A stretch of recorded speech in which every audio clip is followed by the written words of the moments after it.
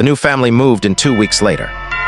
They had no idea about the stories. The house looked clean, fresh paint on the walls, new lights, new furniture. Even the rocking chair looked harmless, and the doll was sitting quietly on it.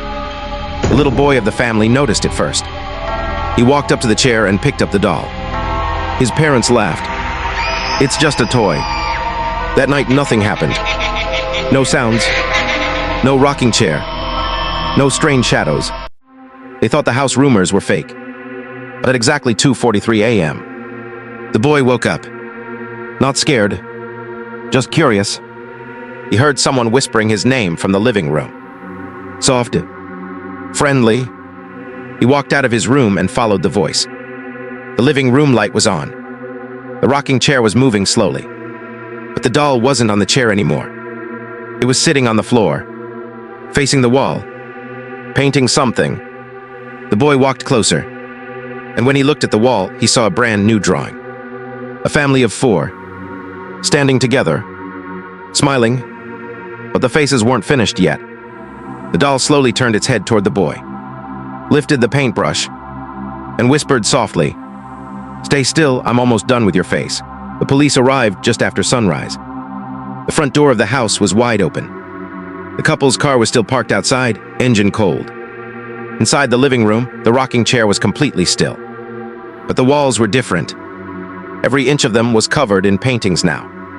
Hundreds of them. Families, couples, children, all smiling in the same strange way. The officers searched the entire house. No bodies, no signs of struggle. Just paint. Black paint still wet on the newest drawing. It showed the couple standing in the center of the room, their daughter between them, and the doll sitting in the rocking chair. But there was one detail that made the officers leave the house immediately. In every painting, the doll looked the same. Same smile, same position, except for the newest one. In that painting, the doll was no longer sitting. It was standing, right behind the family, holding a paintbrush. And at the very bottom of the wall, someone had written something in shaky black letters. More space needed. That same night, a real estate company bought the house, cleaned the walls, removed the paintings, and put the property back up for rent. But they forgot one thing.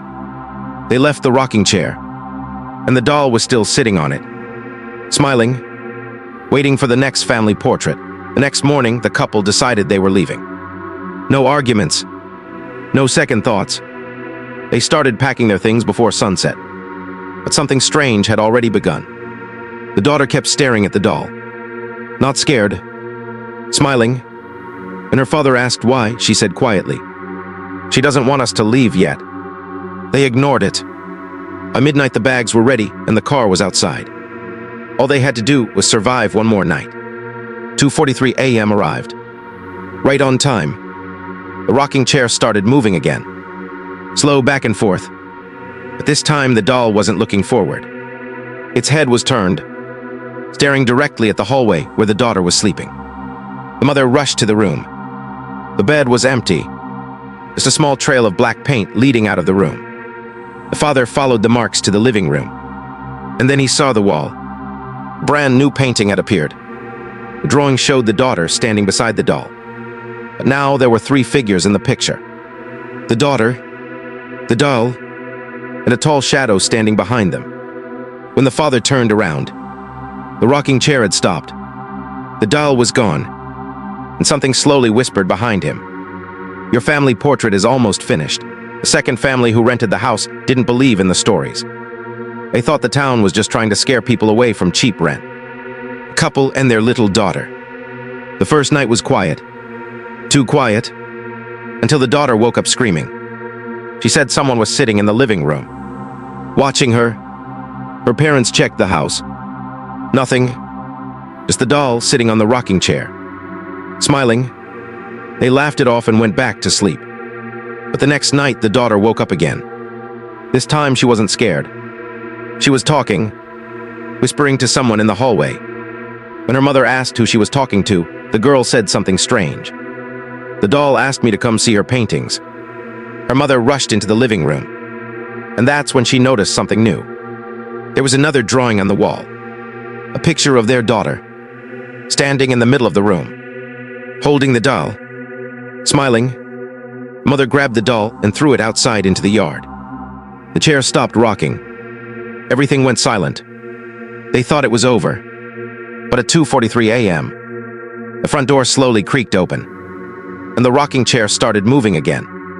The doll was back, sitting in the chair, and this time, the paintings on the wall were moving. Nobody in this town rents the red house anymore.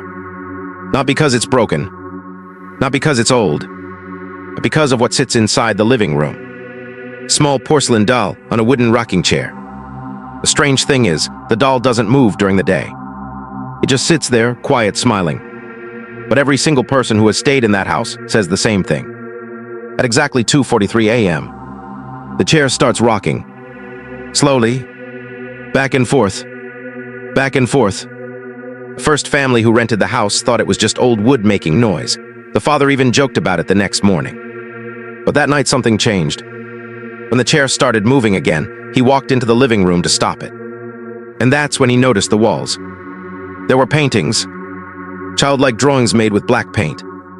Each painting showed people standing inside the house, smiling. But the faces looked wrong.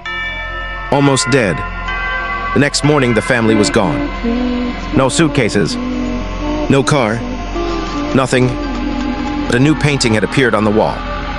Drawing of a man lying on the floor, and the doll sitting beside him, smiling wider than before. And since that night, the rocking chair hasn't stopped moving.